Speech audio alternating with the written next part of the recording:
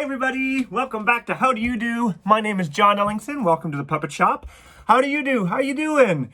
Oh, you're good. Excellent. That makes me very happy to hear. Today, this is making a puppet for the stage, foam and fur. We have 2 videos out in this series, if you've not caught them. We are making a monster puppet. And the first video was about the design of the puppet, and the second video was the pattern making, which we made our clay creature. And we patterned him. We made a pattern using this little clay creature. So that's where our monster was last time we met.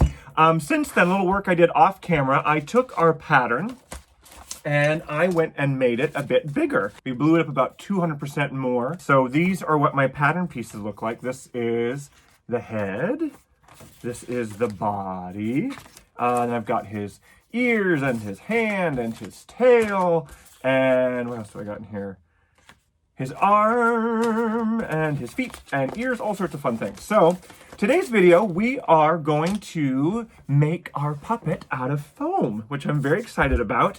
And also we asked our viewers, we asked all of you, which color monster we'd like to do. And we had 3 options, and the winner is, drumroll please, blue and green. So we're also going to talk about our fur and our fleece. So after we make the foam version of our puppet, I'm going to pattern that so we can cover it in our fleece and our fur.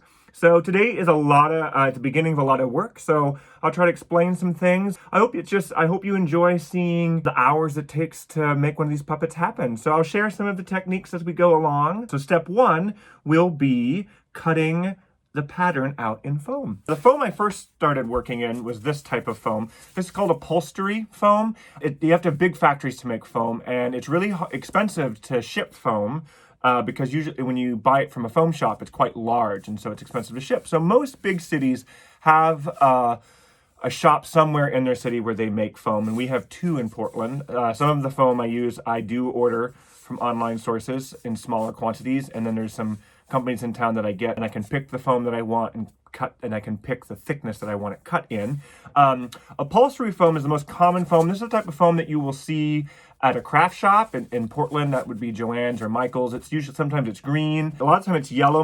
A lot of foam is white, and it oxidizes and turns this yellow color unless you dye it. And then it won't turn a different color. This foam is great. A lot of my puppets are made out of this foam. When I first started making puppets, I exclusively made them out of this foam. You can get it in different thicknesses. Upholstery foam is pretty, it's like what you're sitting on a couch or a chair. It's like a cushion. It's very cushiony, which is why we use it for upholstery. So I use this now more I would maybe use this for ears or hands, things that I want to be a little bit more rigid, but it tends to be pretty stiff foam. This is probably one of my favorite foams, and I get this in town. And this is also a type of upholstery foam, but it's got a higher rubber content. It's really, really, really, really bouncy and very, very, very squishy, though it will hold some shape. A lot of the bodies of the starlings are made out of this foam. Then probably my favorite foam to work in is called Dry Fast. And my understanding is that this is used, a lot of time Dry Fast is used in irrigation or for outside patio furniture because it won't soak up water, whereas most poly foams, foam rubbers will take in a lot of water or sweat if you are performing. So Dry Fast is a great foam because it's got a good bounce to it. It's good for when you're sweating in, and it does have kind of a texture to it, which depending on what you're going to cover your puppet in, that texture can show sometimes. So sometimes this is great too, sometimes it's not.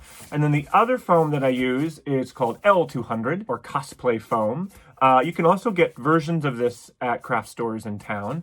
And L200 is really exciting. It's a closed cell foam. This is open cell foam. Open cell foam means they pour it and they make these giant car-sized bricks of foam, and then they shave it like cheese to the desired width. L200 is a foam that you can shape with heat.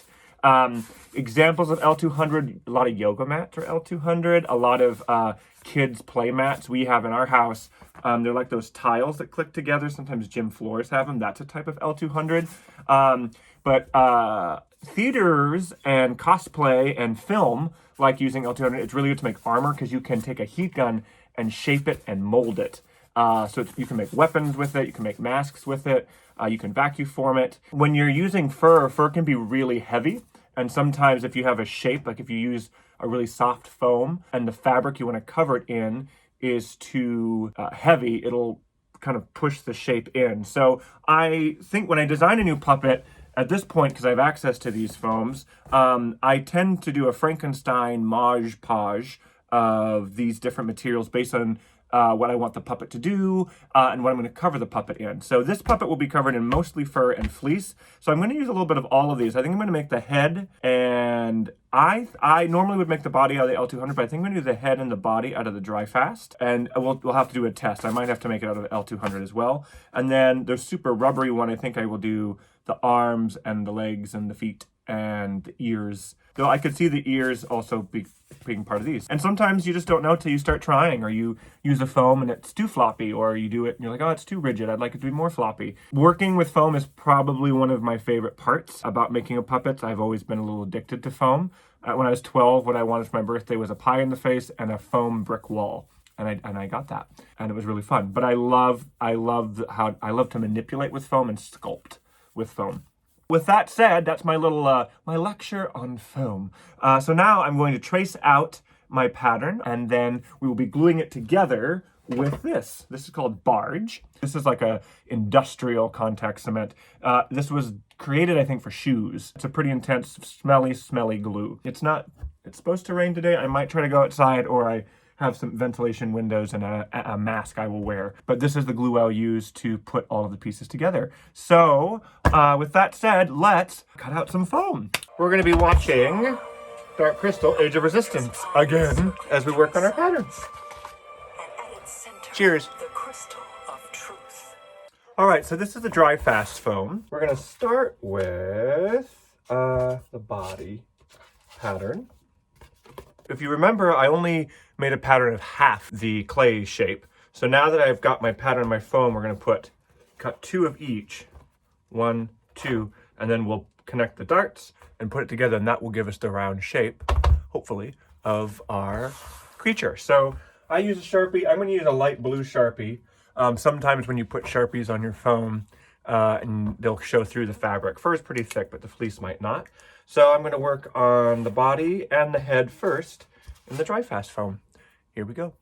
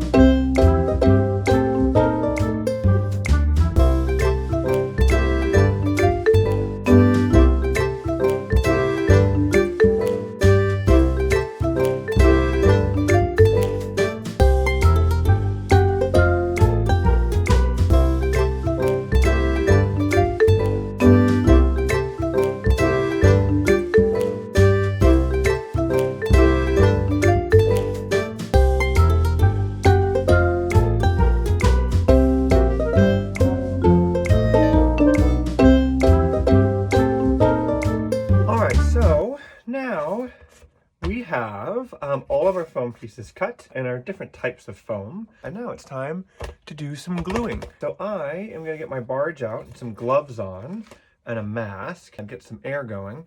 And I'm gonna glue all of the edges that wanna be connected, and then we will start putting it together. And we're gonna have a shape to look at. It's gonna be so exciting. Whew, that was a lot of cutting. If you watch a lot of the how do you do videos, I do use a lot of hot glue, but when it comes to foam, you have to use a little bit more of a strong glue. You'll hear Kit Kat scratching just a little bit. That is because I have locked her out of the basement because I've opened the basement windows for some ventilation, and she does not like that. So this is barge, and sometimes the lid's shut, but we got it. All right, so with this type of glue, I'm going to apply it to both sides that I want to stick together, and then let those sides get almost dry, tacky, and then I'll stick them together. And I want to go pretty light. If I do too much glue, it does not have as strong of a bond. So I am going to go and I'll probably do a few pieces at a time. I don't want it to get too dry, so I will do probably 2 or 3 things at a time, let it dry, stick it together, and then go back to gluing other pieces. So here we go.